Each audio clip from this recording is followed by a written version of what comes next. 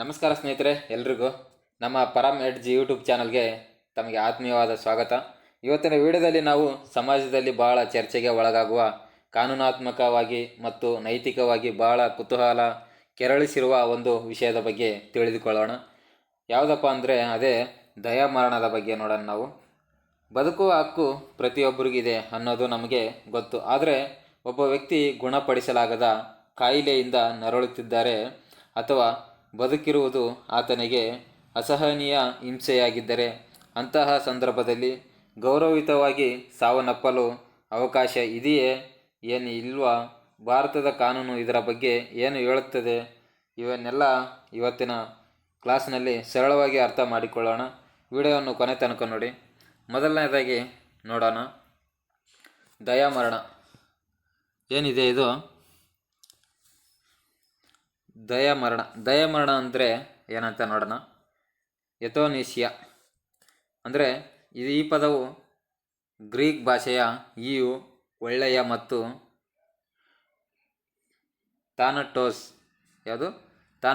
ಅಂದರೆ ಸಾವು ಎಂಬ ಪದಗಳಿಂದ ಬಂದಿದೆ.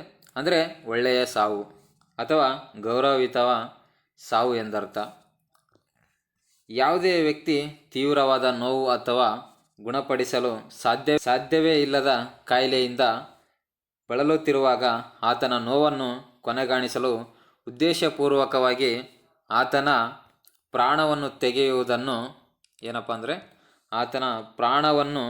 ತೆಗೆಯುವುದನ್ನು ಅಥವಾ ವೈದ್ಯಕೀಯ ನೆರವು ನೀಡುವುದನ್ನು ದಯಾಮರಣ ಎನ್ನಲಾಗುತ್ತದೆ.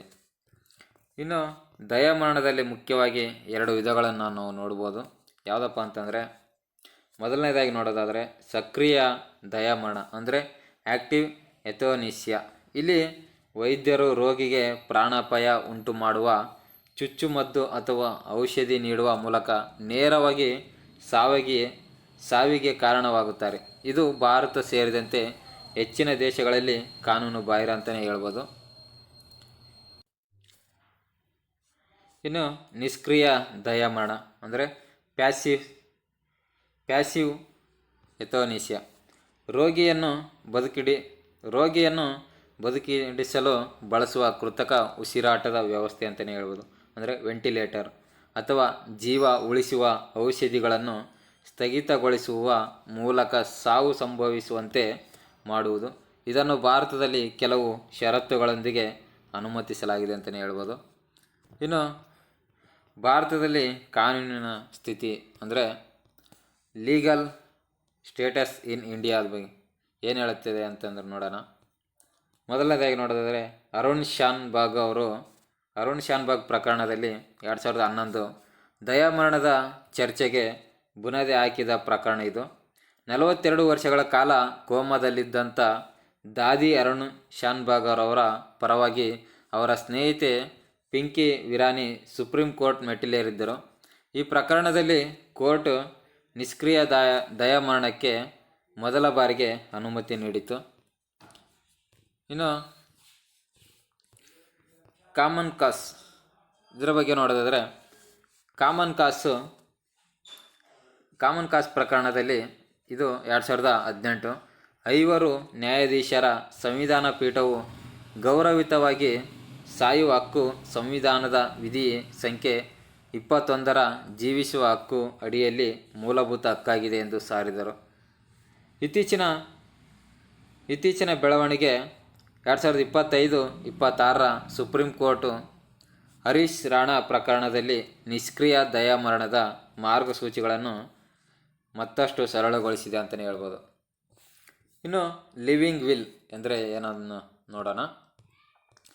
ಲಿವಿಂಗ್ ವಿಲ್ ಅಂದರೆ ಒಬ್ಬ ವ್ಯಕ್ತಿಯು ತಾನು ಪ್ರಜ್ಞಾಹೀನ ಸ್ಥಿತಿಗೆ ಹೋದಾಗ ಅಥವಾ ಗುಣಪಡಿಸಲಾಗದ ಕಾಯಿಲೆಗೆ ತುತ್ತಾದಾಗ ತನಗೆ ಕೃತಕ ಜೀವಧಾರಕ ಚಿಕಿತ್ಸೆ ಬೇಡ ಎಂದು ಮುಂಚಿತವಾಗಿಯೇ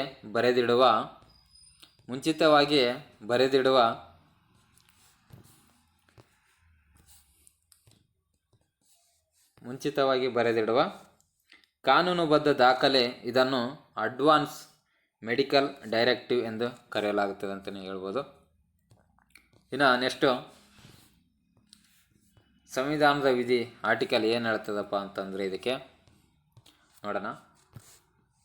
article 21 right to life and personal liberty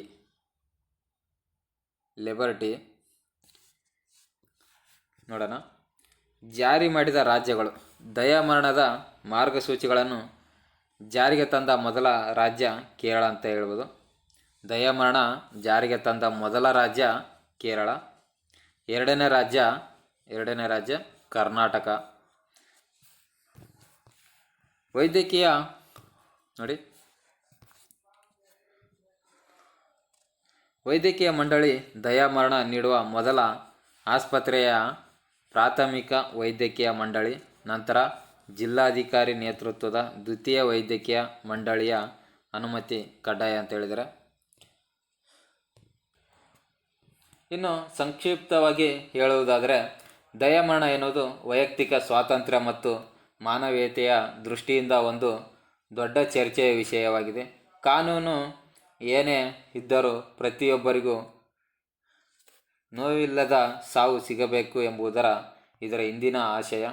ನಿಮಗೆ ಈ ಮಾಹಿತಿ ಇಷ್ಟವಾಗಿದ್ದರೆ ಈ ವಿಡಿಯೋವನ್ನು ಲೈಕ್ ಮಾಡಿ, ನಿಮ್ಮ ಅಭಿಪ್ರಾಯವನ್ನು ಕಮೆಂಟ್ ಬಾಕ್ಸ್ನಲ್ಲಿ ತಿಳಿಸಿ. ಸ್ಪರ್ಧಾತ್ಮಕ ಪರೀಕ್ಷೆಗೆ ತಯಾರಿ ಮತ್ತು ಇಂತಹ ಉಪಯುಕ್ತ ಮಾಹಿತಿಗಳಿಗಾಗಿ ನಮ್ಮ ಚಾನಲನ್ನು ಸಬ್ಸ್ಕ್ರೈಬ್ ಆಗೋದನ್ನು ಮರಿಬೇಡಿ. ಮುಂದಿನ ವಿಡಿಯೋದಲ್ಲಿ ಮತ್ತೊಂದು ಆಸಕ್ತಿದಾಯಕ ವಿಷಯದೊಂದಿಗೆ ಸಿಗೋಣ. ಧನ್ಯವಾದಗಳು.